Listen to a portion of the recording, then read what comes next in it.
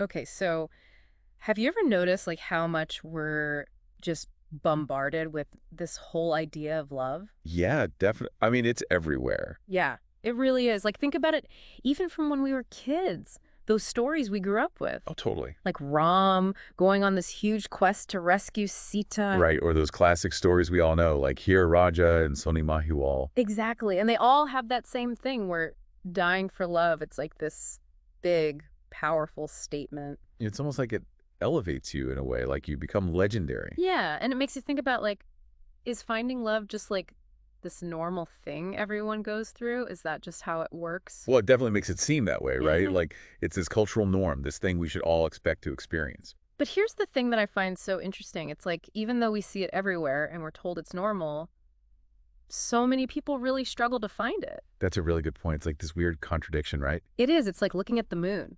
It's beautiful. It's right there. You can see it. But you can't actually touch it. Exactly. And that's what we're diving into today. Why does this thing that seems like it should be so normal feel so out of reach for so many people? It's a great question. And I think there are a few things we need to unpack to understand it. Okay, so let's get into it. What's the first thing that comes to mind?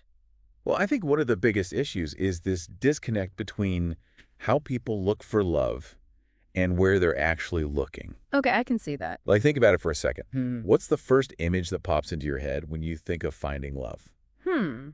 I guess maybe like a romantic dinner or meeting someone special at a party. Right, and those things definitely happen, but for a lot of people, the reality is very different. So what does that look like then? Our sources point to this really interesting study about college women in the U.S. Okay, what did it say? So get this, 88% of them said marriage was super important to them. Wow, that's a lot. Right. But here's the kicker. 99% believe they just meet the right person without really trying. Whoa, hold on. So they want to get married, but think it'll just magically happen? Pretty much. It's like they're expecting some kind of movie moment to just fall into their lap. It's like they're waiting for that perfect rom-com scene. Exactly. And that kind of passive approach, Mhm. it's more common than you might think. But what about when people realize that's not working? What happens when they want to be more proactive? Well, that's where things get even more complicated. How so? Because the main option people turn to nowadays is dating apps. Right, and I feel like we all know someone who's had that experience of endless swiping and not finding anything real. It's incredibly common. In fact, there's this statistic that's kind of mind-blowing. 79% of Gen Z say they feel burned out by dating apps. Wow, that's a huge percentage. And the biggest reason, they just can't find a good connection. It makes you wonder, are these apps really designed to help people find lasting love? It's a valid question because on one hand, they give you access to so many potential partners. But on the other hand, it can feel so impersonal.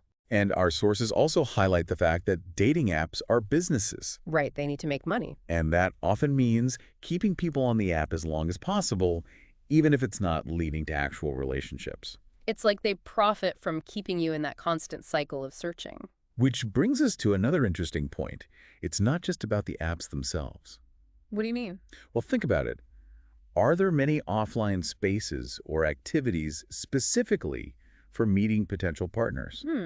Now that you mention it, not really. Right. It's almost like society expects it to happen randomly, like you'll bump into your soulmate at the grocery store or something. I've definitely heard people say they're just hoping love will find them while they're out living their lives. Exactly. And while that can happen, it also kind of reinforces this idea that you don't have much control over the process. And I imagine as people focus on their careers, their education, all these other important things, the pressure to find love can feel even stronger. Absolutely, because it's like this missing piece in their life, and sometimes it leads people to consider options like marriage bureaus as a last resort. So it sounds like the way you and approach love is kind of setting people up for a disappointment. In a way, yeah, because love itself isn't this impossible, unattainable thing. Right. It's more about the systems and expectations we've built around it. We make it feel way more complicated and out of reach than it needs to be. It's like that moon analogy again. It's always there, but so hard to actually reach. Exactly. We're surrounded by the idea of love,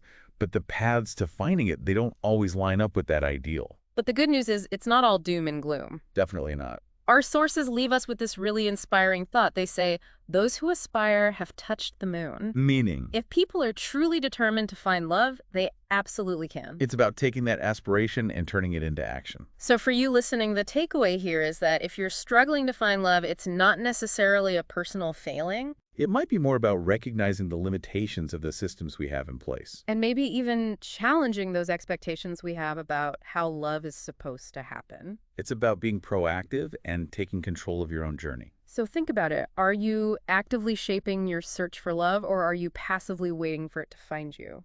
It's a question worth considering because even small shifts in your approach can make a big difference. And if you are looking for love and want a platform built for meaningful connections, you can head to Sunday, www.mysunday.love. It's a great place to start.